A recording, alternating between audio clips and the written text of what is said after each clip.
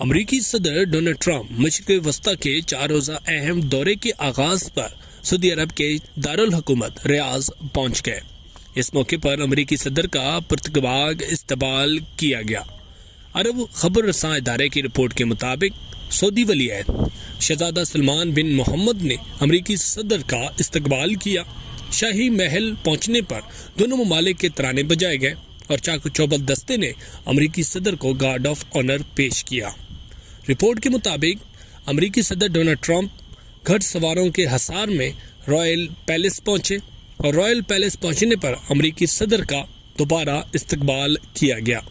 صدر ٹرمپ کو ریاض پہنچنے پر روایتی عربی کہوا پیش کیا گیا اور ان کی محمد بن سلمان سے بند کمرہ ملاقات بھی ہوئی، جس میں خطے کی موجودہ صورتحال پر بات چیت کی گئی۔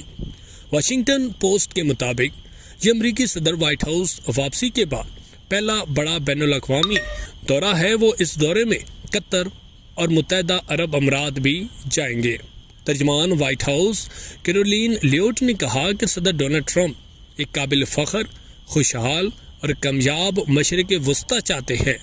امریکہ اور مشرق وسطی کے تعلقات باہمی تعاون پر مبنی ہیں۔ وائٹ ہاؤس کے سینئر اہلکار نے امریکی میڈیا سے گفتگو میں کہا کہ ٹرمپ قطر میں موجود امریکی فوجی اڈے کا بھی دورہ کریں گے اور ڈونلڈ ٹرمپ کے دورہ مشرق وسطی کا بڑا مقصد کاروبار، تجارت اور سرمایہ کاری ہے۔ انہوں نے کہا کہ صدر ٹرمپ قطر کی جانب سے تحفے میں دیے جانے والے بولنگ طیارہ بھی قبول کریں گے اور اس قطری طیارے کو امریکی فوج ایئر فورس ون میں ڈھالے گی۔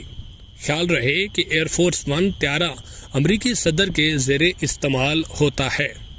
مشرق وسطی کے دورے میں ٹرمپ عرب رہنماؤں سے اسرائیل، غزہ اور ایران کے معاملے پر بھی بات کریں گے اور امریکی میڈیا کے مطابق وزیر خارجہ مارکو روبیو پہلے ہی سعودی عرب پہنچ چکے ہیں۔